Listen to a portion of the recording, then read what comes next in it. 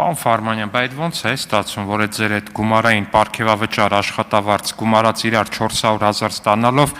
այն ձեր Պեկի նախագահ Ամերիկայում մի 800 միլիոն դոլարանոց տուն ուներ, Պեկ, որ նախկին պաշտոնյային նայում ես մեր 1000 տարվա աշխատավարձ, պարգևավճար, չգիտեմ, այնտեղ ընտանիքի ամբողջական բյուջեն գումարես իրար, այդ մարդկանց մի մեքենայի գնին չի լինի, կամ որ ասում եք ծառայողական մեքենա չեք վերցնելու, անկեղծ ասած զարմացած չեմ, որտեվ Աժեից որ դուրս եմ գալի Դեմիրճան փողոց, ոնց որ Ժնևի ավտոսալոնը լինի ձեր խմբակցության մեքենաները,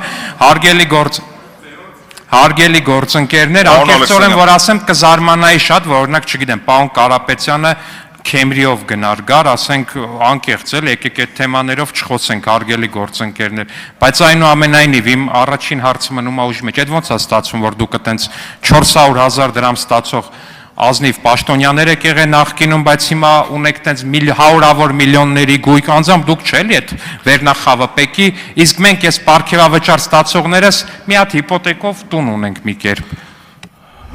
Պարոն Ալեքսանյան, դուք կրկին անգամ փորձում եք ներքաշել ինձ մի թեմայի մեջ, որին տալու եմ շատ հստակ ու ուղիղ պատասխան։ 8 տարի իշխանության եք, ինչքան թալանչի ու կոռուպցիոներ կա, բռնեք ցմա դատեք։ Առաջի կողմը ես կլնեմ։ Խաչատրյան Գագիկ չէ, ով ուզում է լինի։ Էս մեկ։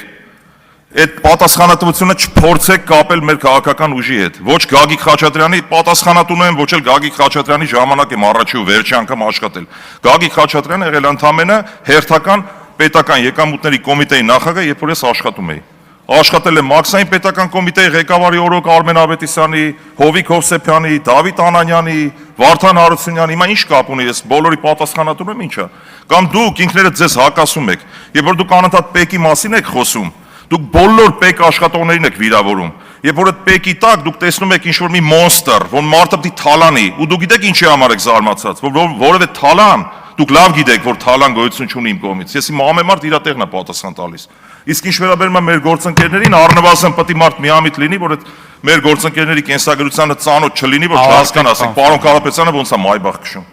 Կարող է պարոն Կարապետյանը 400,000 կամ հա։ Ավարտեք։ Հետո ելույթով կանդրադառնամ։ Ռուբեն Մխիթարյան։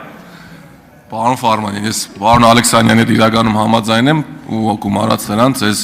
ոնց հասկանում, որ եթե ձևաչափով ծառայողական մեքենա չի էլ սպասվում, այնպես որ այդ մասը քված թողանք։ Եթե լինի, պարոն Մխիթարյան։